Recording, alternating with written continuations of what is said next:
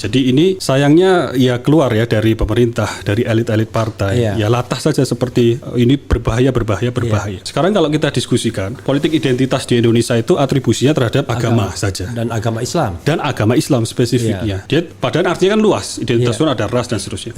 Tapi ini hanya agama dan agama Islam. Nah sekarang kalau kita pisahkan agama, itu kan dimaui kan. Kita pisahkan agama dari politik, singkatnya politik kita jadi tanpa arah. Tidak ada referensi baik dan benar yang absolut, yang permanen. Adanya referensi baik dan benar yang relatif. Dan tidak sesuai dengan Pancasila itu. Tidak sesuai Pancasila. Karena sekuler jadi. Iya, karena jadi kita terjebak dari sekuler. Dan itu adalah proyek besar sekuler. Baik di sini, baik buat saya, terserah tidak baik ataupun buruk buat orang lain ya nggak masalah. Nah ini kan yang bahaya kalau politik seperti itu. Jadi tidak ada arah ya. Tidak ada arah. Dan kita khawatir kemudian narasinya berlanjut bahwa di masjid dilarang ada kegiatan politik. Padahal zaman Nabi itu hijrah sampai Madinah yang dibangun pertama kali masjid baru pasar. Dan masjid itu tempat musyawarah, tempat bermufakat. Seluruhnya.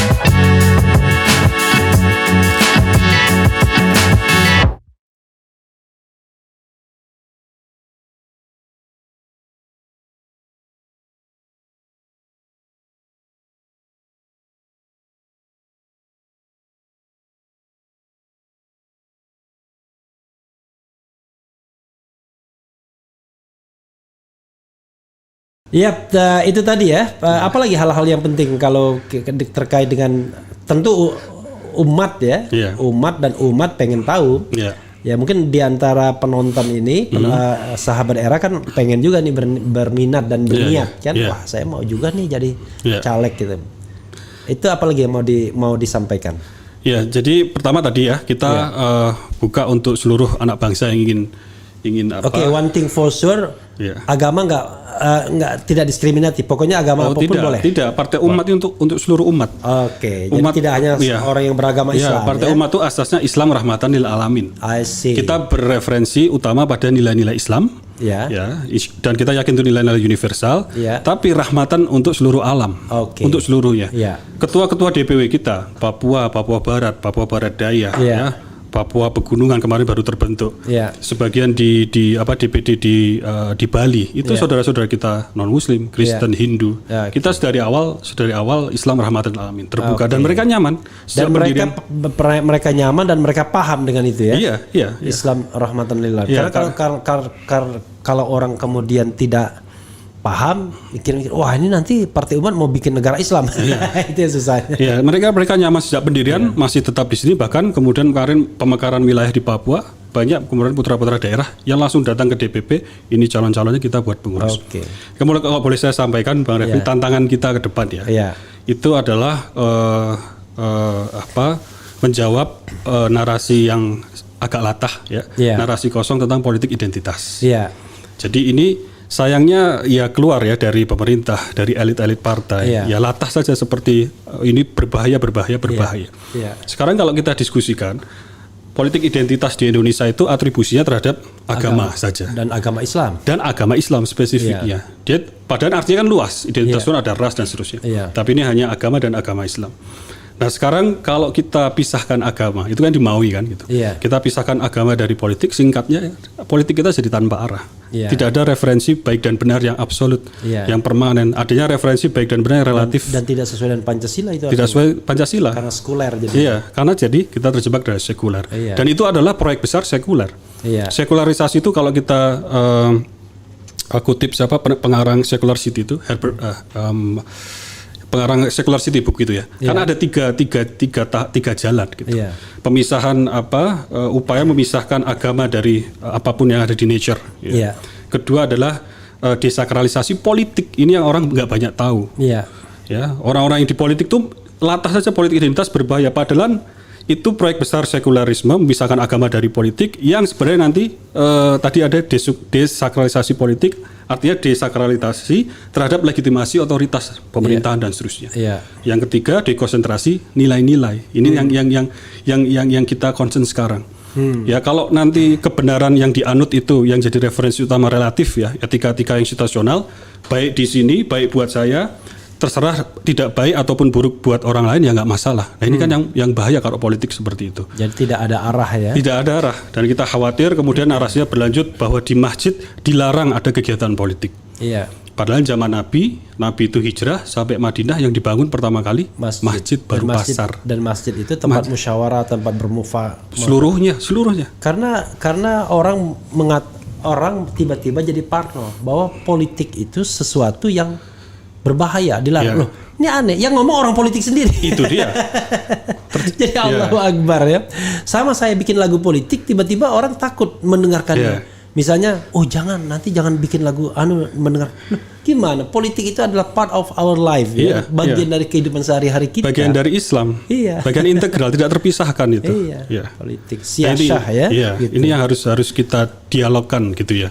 Jadi Partai Umat Bang Refli dalam bahasa yang singkat, value yang diangkat adalah selain perjuangan al-amru bil ma'ruf wa nahyu anil munkar, amar ma'ruf nahi munkar, itu Ali Imran 104, wal takum minkum ummah yad'una ilal khair dan seterusnya. Kita juga sayap sebelahnya adalah al-amru bil adli wa nahyu anil dzulmi. Tegakkan keadilan lawan kezaliman. Karena kalau al-amru bil ma'ruf wa nahyu anil munkar itu relevan dalam kehidupan kita individual, komunal, familial, masyarakat. Tapi berbicara kehidupan berbangsa bernegara, kita berbicara keadilan. Maka itu salah satu semangat perjuangan kita. Bahkan sebagian itu ideologi kita, lawan kezaliman, tegakkan keadilan. Dan itu the very values of Quran. Jadi kalau kata Profesor Fazlur Rahman yang Chicago University tempatnya. Bukan ya? Enggak, saya Notre Dame. Notre Dame ya. Kalau Pak Amin kan Notre Dame S2-nya, Chicago di S3-nya dia Chicago. Itu kan di bukunya bilang bahwa esensi dari Al-Quran itu kalau dalam satu kalimat saja itu adalah mencegah manusia dari berbuat korupsi. Korupsi ini bukan korupsi uang saja, artinya melanggar batas, melanggar keadilan. Ya. Jadi ini nilai yang diangkat di Partai Umat dalam memilih baca pres dalam melihat listing baca pres tidak jauh dari garis itu. Karena ini makin relevan ya kalau kita lihat misalnya salah satu indikatornya IPK kita atau CPI kita Corruption Perception Index, kita turun lagi dari 38 langsung jadi 34, itu drastis banget. Jadi dari 40 ke 38, 34 itu menunjukkan bahwa pemerintahan memang tidak berhasil dalam hal pemberantasan korupsi. Sekali lagi korupsi itu tidak hanya nyolong duit, tetapi juga menggunakan fasilitas publik tanpa ada macam-macam, ada 10 kriterianya itu ya. Apalagi mau disampaikan Mas Rido? Tadi politik identitas sudah. Nah mungkin ini tadi kalau masjid belum kita elaborasikan ya. Jadi kita perlu mengkaji, perlu mendialogkan sebagai bangsa itu. Artinya kemarin kita lihat dalam beberapa hari yang lalu ada beberapa ulama mungkin lewat lembaganya mengatakan bahwa kita masjid harus steril gitu. Nah ini yang perlu dikaji. Kenapa harus steril dari kegiatan politik? Gitu. Sekali lagi ini menurut saya. Kalau itu benar-benar nanti steril, pada akhirnya kita akan umat Islam tercerabut dari perjuangannya sendiri gitu loh. Jadi mereka itu tidak bisa membedakan antara politik dan provokasi. Harusnya kalau dia bilang steril dari provokasi, itu oke. Tapi kalau steril dari politik, kan politik itu kan mestinya kan alat untuk mencapai kebaikan. Jadi tugas kita mungkin juga bersama partai-partai politik mendefinisikan ulang tentang politik praktis di Indonesia. Karena saya sampai 2021 masih sebagai dosen. Melihat politik praktis itu memang sesuatu yang munafik ya, transaksional ya, tidak konstruktif ya. Karena tontonannya debat yang tidak mendidik dan segala macam. Memang saya antipati waktu itu sebagai akademisi. Ini memang harus didefinisikan ulang, dan itu bukan pekerjaan 1-2 orang, 1-2 partai. Kita bersama gitu. Ya, termasuk channel dulu, ini salah satu. Zaman dulu kan kita mengenal kan politisi-politisi dengan P huruf besar ya, Natsir misalnya. Ya, itu kan Hatta. Orang berpolitik tapi korupsi enggak. Kan gagasannya itu kan. Jadi kalau ada yang misalnya dari spektrum kiri Sujatmoko misalnya gitu. Jadi sekarang ini memang ada terkesan politik itu cari uang susahnya ya, cari uang, cari kekuasaan. Jadi tidak lagi memperjuangkan kebaikan umat ya, kebaikan umat ya, bukan kebaikan umat. Tapi ejaan lama di buku Pak Nasir M-nya 2 semua loh. Ada. Ejaan lama, ejaan baru umat. Jadi, barangkali itu untuk membedakan antara umat dan umat. Jadi memang kalau saya sendiri Mas Ridho ya, memang galau juga ya Bung Ridho ya. Galau dengan ketika orang, dua hal sebenarnya ya. Menghindari agama dalam politik dan menghindari politik itu sendiri sebagai seolah-olah sesuatu yang buruk. Jadi kita tidak bisa berekspresi politik misalnya. Jadi pengamat tidak boleh misalnya katakan kritis yang betul-betul mengkritisi pemerintahan. Jadi kadang-kadang orang nggak bisa bedakan antara netral dan independen misalnya. Jadi kalau begitu caranya, waduh kita akan horizontal vertikalnya kita akan diputus gitu. Fading away. Ya, jadi harus ada gerakan politik gagasan di masjid, menghindari politik provokasi tadi. Harus bisa dibedakan gitu.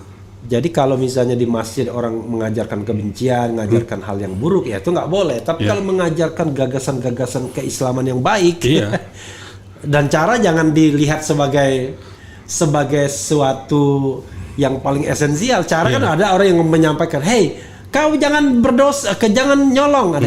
Kau jangan nyolong. Kan itu kan soal intonasi. Soal intonasi itu soal yang jangan kita lihat sebagai sesuatu yang esensial jadinya. Itu kan kita khawatir kalau nanti Islam itu di masjid kemudian membahas yang jauh dari masalah-masalah kebangsaan, masalah-masalah politik, nanti Islam kehilangan relevansinya gitu. Sebagai rahmatan lil alamin. Itu dia. Jadi kita perlu tanda kutip ini istilahnya pembaruan teologi, bukan pembaruan artinya teologi yang usuluddin dan segala macam fikih itu tidak perlu. Itu perlu. Teologi politik tapi perlu memperluas, membumikan nilai-nilai Islam itu loh. Bahwa Islam itu relevan untuk masalah ekonomi, masalah pendidikan, kesehatan. Dalam konteks itu ini kalau kita meminjam istilah Pak Amin Rais itu tauhid sosial. Jadi tauhid itu ada dimensi akidah. Itu yang pertama, itu kan sumbu kita. La ilaha illallah, kita menyatakan merdeka. Kita tidak takut kepada siapapun selain Allah. Itu kan revolusi ruhaniyah lah. Nah, kemudian kalau di surat Ibrahim 24 itu alam taro kaifa dzaraballahu mathalan kalimatan thayyibah. Jadi ini loh, Allah memberi perumpamaan terhadap tauhid kalimat thayyibah tadi. Apa perumpamaannya? Seperti pohon. Pohon itu artinya bertumbuh. Dia akarnya menghujam ke bawah. Cabangnya kemudian menjulang ke langit dan pohon tersebut memberikan manfaat atau buah sepanjang masa. Ini jadi tauhid itu ada perwujudannya, ada konteks sosialnya, ada perjuangannya gitu. Nah, jadi itu yang harusnya kita dialogkan, kita diskusikan sebagai dan umat itu Muslim. Yang akan menjadi paling tidak mainstream perjuangan partai umat ya. Iya, insyaallah.